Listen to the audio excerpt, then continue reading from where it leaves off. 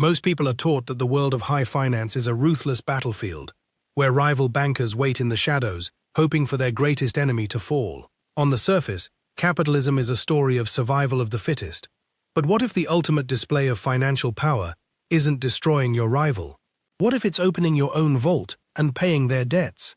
In the autumn of 1890, the British Empire was the undisputed center of the global economy, and at the very top of that credit empire sat two towering financial dynasties. One was N.M. Rothschild and Sons. The other was Baring Brothers. They were fierce competitors, fighting for control over global trade, sovereign loans, and imperial infrastructure. If one fell, the other would theoretically rule the world's finances unopposed. And in November of 1890, Baring Brothers was quietly collapsing.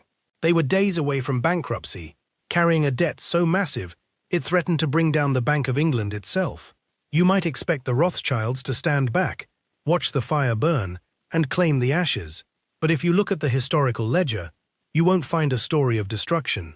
Instead, Lord Natty Rothschild walked into a room and helped organize the greatest financial bailout of the 19th century. He opened his network, secured foreign gold, and personally guaranteed the survival of his biggest rival. Historians often call this a moment of patriotic duty, a triumph of British unity.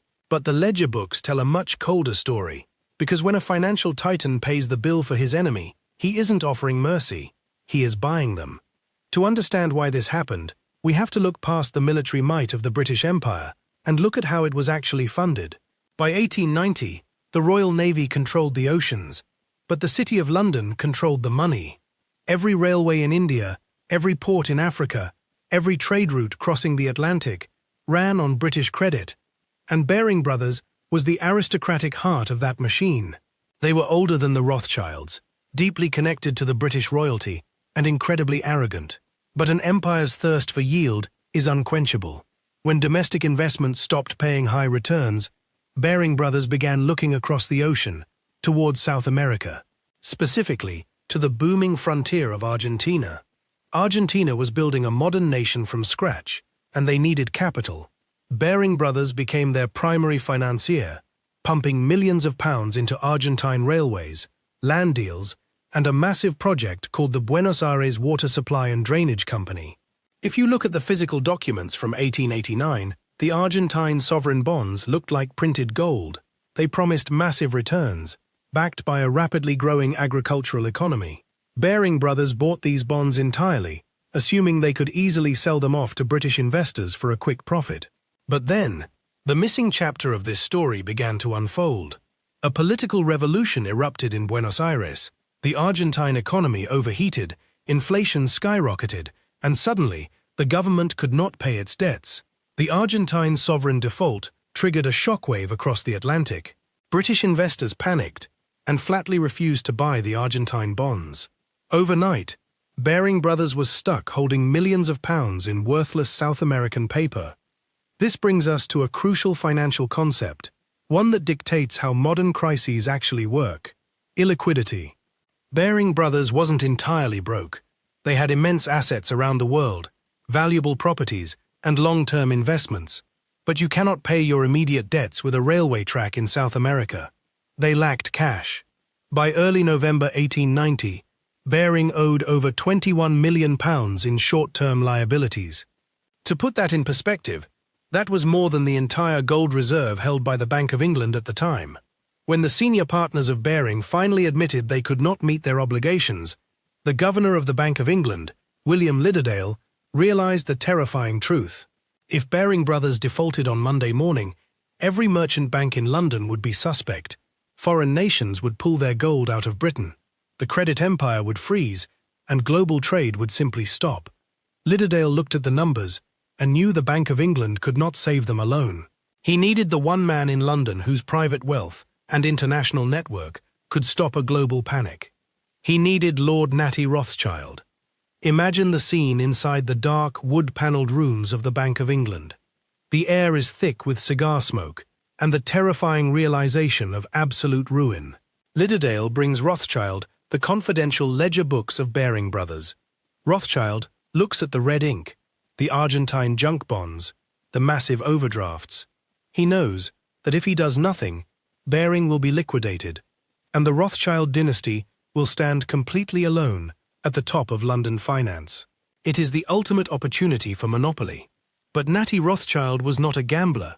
He was a master of systemic risk.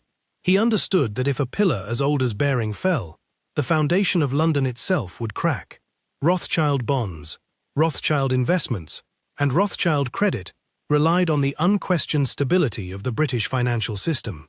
If confidence evaporated, the Rothschild fortune would bleed out right alongside Baring's. So, instead of letting his rival die, Rothschild made a cold, calculated, geopolitical move. First, he used his family network to secure an emergency loan of £3 million in physical gold from the Bank of France, and another £1.5 million from Russia. The physical gold was shipped across the English Channel in absolute secrecy to prop up the Bank of England's reserves, but that wasn't enough to calm the market. Lidderdale and Rothschild needed to show the world that the private bankers of London stood united. They created something called the Guarantee Fund. It was a syndicate, a massive pool of private capital pledged to cover Baring's debts, ensuring that no creditor would lose a single penny. The fund required £17 million to work, and to convince the rest of the frightened bankers to sign it, someone had to take the first massive risk. Lord Rothschild took the document and signed his family's name at the very top. Once the Rothschild signature was on the paper, the rest of the financial elite fell in line. Within hours, the panic in London was aborted before the public even knew it was happening. This is where the history books usually stop. They frame this as a heroic rescue, a moment where the titans of finance put country before profit. But if we trace the flow of power, a much darker reality emerges. By saving Baring Brothers, Rothschild didn't just prevent a panic. He permanently neutralized his greatest rival. Baring Brothers was stripped of its aggressive leadership, reorganized as a limited liability company, and forced to shrink its global ambitions. They survived, yes, but they survived as a diminished, cautious shadow of their former selves. They were now forever in the debt of the Bank of England, and by extension, the Rothschilds. Lord Natty hadn't just saved a bank, he had bought the submission of his only equal, without firing a single shot or violating a single law. He weaponized the crisis to reorder the hierarchy of imperial finance. But there is one final layer to this story. While the bankers in London celebrated their sophisticated rescue in quiet, luxurious drawing rooms, who actually paid the bill? The £17 million Guarantee Fund protected the wealthy British investors and the London banks. But no one created a rescue fund for Argentina. In the streets of Buenos Aires, there was no bailout. The Argentine government, desperate to meet the harsh terms imposed by their European creditors, printed money recklessly. Hyperinflation destroyed the savings of the working class. Wages became worthless. Riots broke out. Political instability plagued the nation for a decade, and thousands of ordinary citizens lost everything they had built. They were the collateral damage of a banking deal signed thousands of miles away. This is the true anatomy of a financial crisis. When the ledger cracks, the people at the very top do not fall. They lock themselves in a room, pool their resources, and pass the losses down the chain.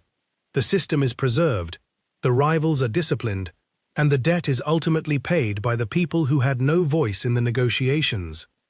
The Baring crisis of 1890 proves that absolute power is not the ability to destroy your enemies.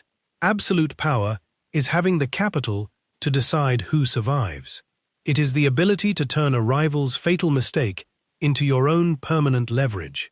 The financial map of the world was held together that week, not by government policy, but by the private calculations of a few men holding a red pencil over a balance sheet. And the next time you hear about a massive corporate bailout or a banking rescue, remember 1890, because the people who sign the rescue funds are rarely the ones who end up paying for them.